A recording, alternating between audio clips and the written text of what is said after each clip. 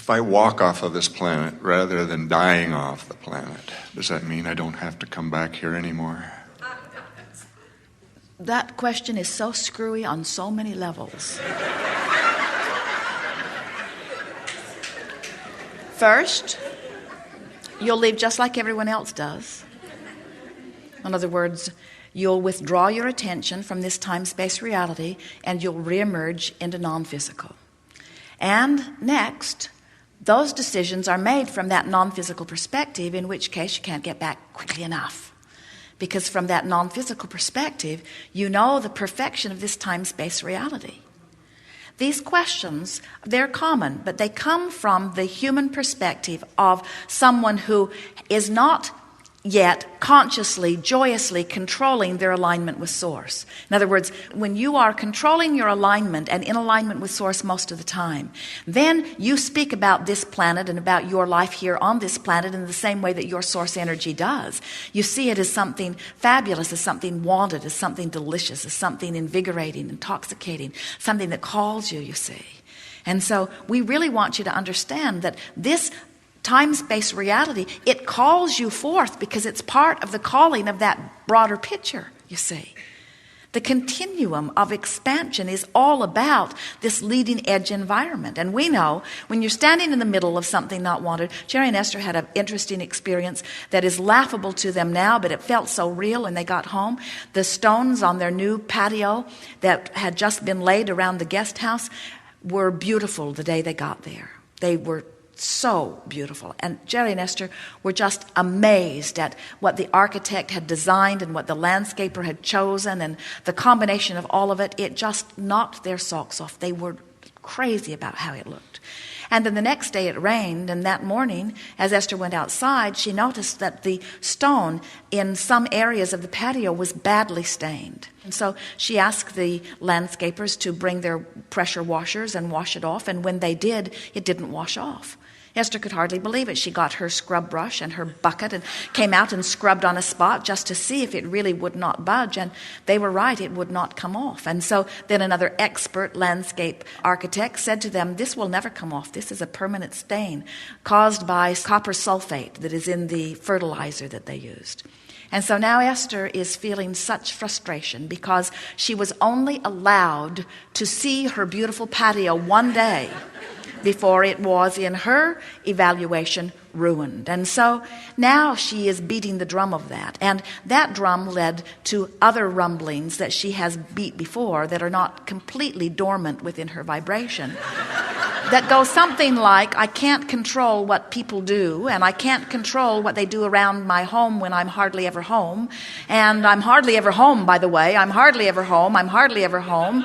And those who are home are messing up my patio. And the more she beat that drum, the worse she felt, the more disempowered she felt. And so Jerry sort of walked in on the middle of that as Esther had been stewing about it and had convinced herself, as she begrudgingly put her brush and bucket away, that it was really ruined forever. And when Jerry came back into the house, Esther was not the bright and shiny Esther that he is accustomed to seeing, or even close to it. And she said to him, what are we going to do? And she didn't only mean about that, she meant about everything that she couldn't control. And Jerry said, well, I suppose we'll have to live with it, as he glibly went on his merry way.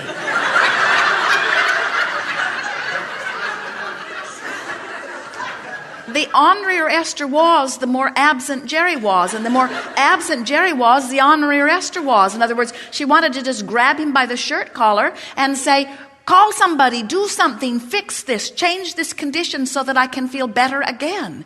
And Jerry has given up control of all things like that long ago, which often irritates Esther, because there are times when she would like a little manly control in her life. And so for about 2 days, Esther sort of was depressed about that, and Jerry was missing in action as much as he could possibly be.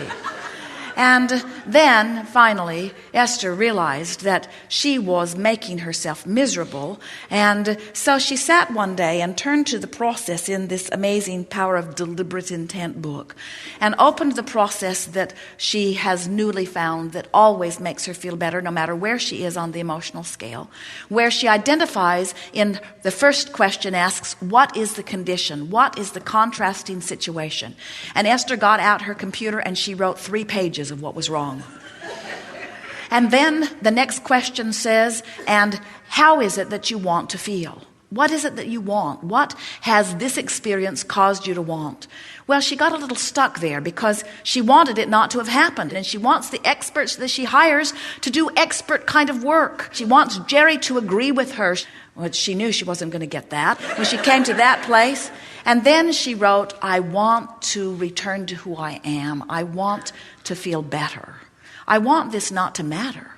And then she struggled with that for a moment. No, I don't want to lower my standards. I just don't want to feel bad like this. I don't want it to matter so much. And then the next question said, and what is the emotion that you are feeling? And Esther wrote, powerlessness. Sort of triumphantly she wrote that. I feel powerless, and it's their fault. And then the next question says, now, do whatever you can do to close the gap between where you are powerless and where you want to be, which is feeling good again.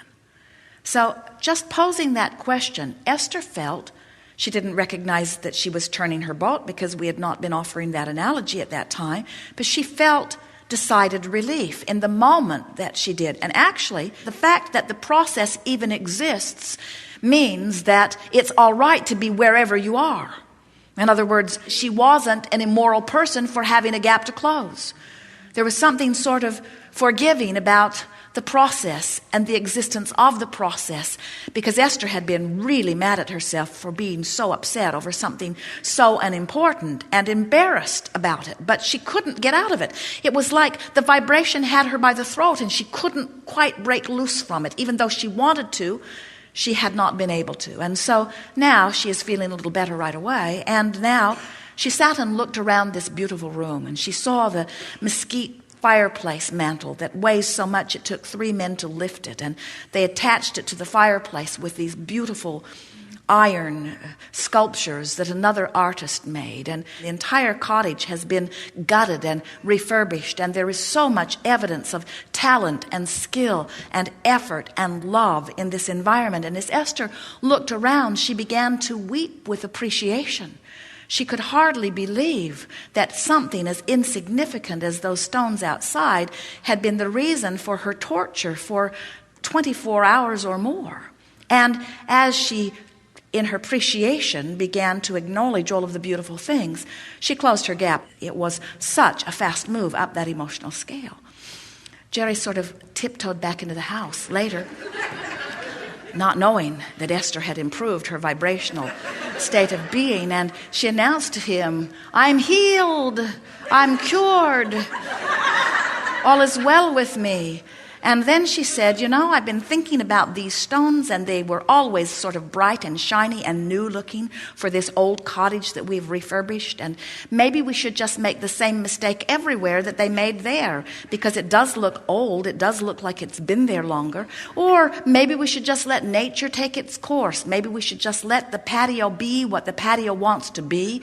And maybe we should just enjoy the evolution of the patio.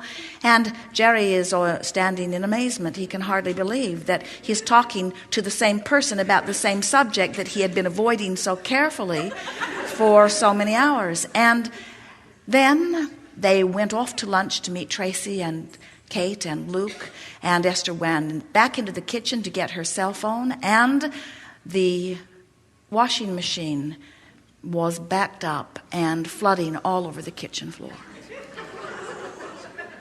And Esther said, no problem. She called Mike, and Mike brought help, and they went to lunch, and when they got back, the problem had been solved. And we said to Jerry later, so nice that Esther cleaned up her vibration before the flood.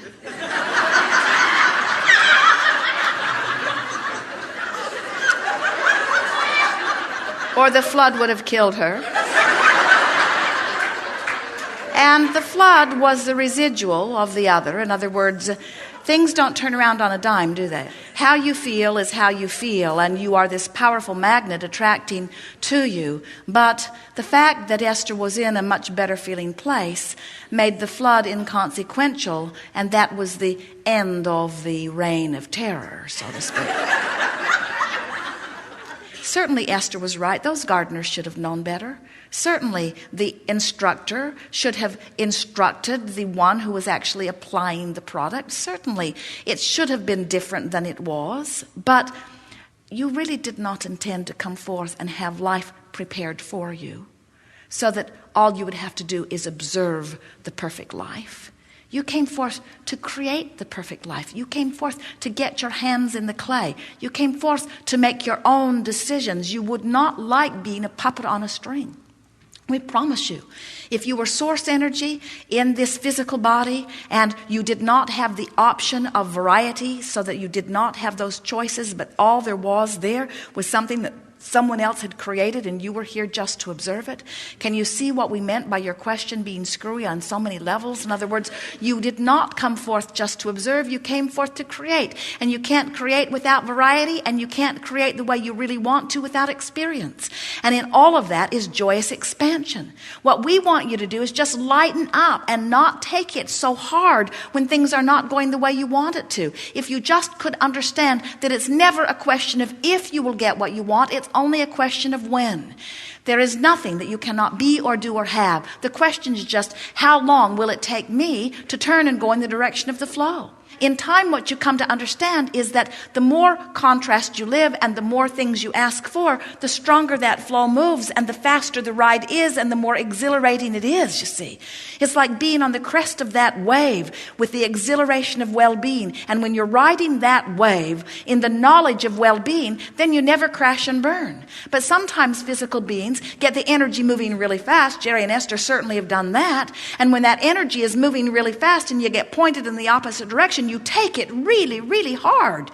It was totally illogical by Esther's standards for her to be so upset over something so inconsequential with so many things going so well in her life experience, you see. But when that energy moves fast and you don't go with it, you have a harder time. And that is what we are hearing from you here. We can hear you from your place of very fast-moving energy, occasionally getting crossways of it and then wondering, why in the world would I subject myself to that? And we say, that's only ever spoken from a human perspective who is in the moment worried about the patio stones or something. When you are going with the flow of who you are, you don't say, oh, I won't come back. You say, I'll be back and I'll be back and I'll be back and I'll be back and I'll be back and I'll be back and I'll be back, because I am eternal seeker of joy in my never-ending expansion. Yes, thank you. Really good. Really, really good. Thank you. Good time for a segment of refreshment. We are complete.